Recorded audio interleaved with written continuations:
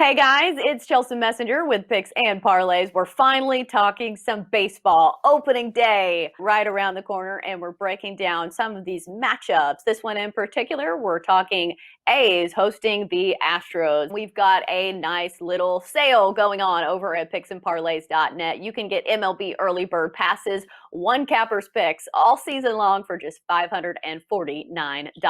This game is basically a pick 'em. You've got a night game out there on the West Coast. Total is 8 runs. We've got Zach Greinke going for the Astros, the opening day starter.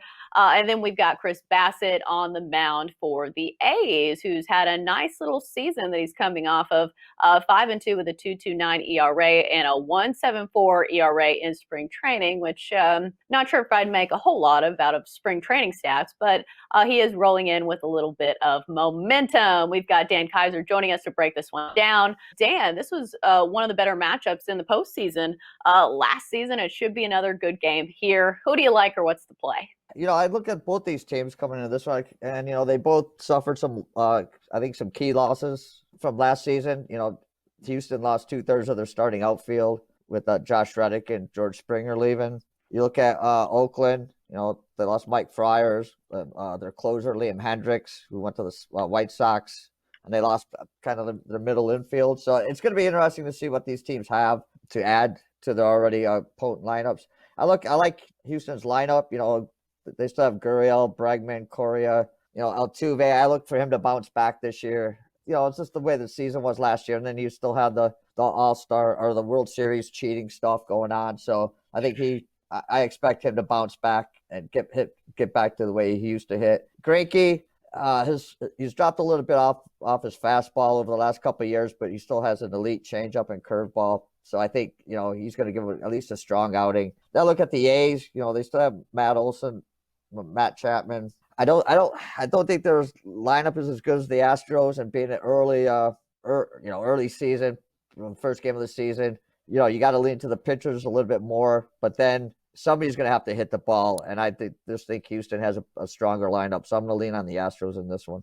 Yeah, I think this is a pick 'em for a reason because, like you said, I think this is a really good matchup. And then, like I said, this was one of the more fun matchups for me to watch in the postseason just because you've got this really scrappy Astros team that they lost a lot of their pitching from that World Series squad. And they have a lot of young guys that throw hard and they have really good stuff, but they just don't quite have the experience that, some of those World Series guys have. But that being said, their lineup is still very dangerous. This is Jose Altuve we're talking about, who hit over 301. Basically, I'm saying he's a very consistent, one of the best hitters in baseball. And you can take that cheating scandal, and take that with a grain of salt. But this guy sees the baseball really well. And when you have some guys in the lineup that are all bunched up together, you've got the lineup protection with Correa, with Altuve. But I like the A's here. I like the A's at home. I like Chris Bassett on the mound. Like I said, coming in with a lot of momentum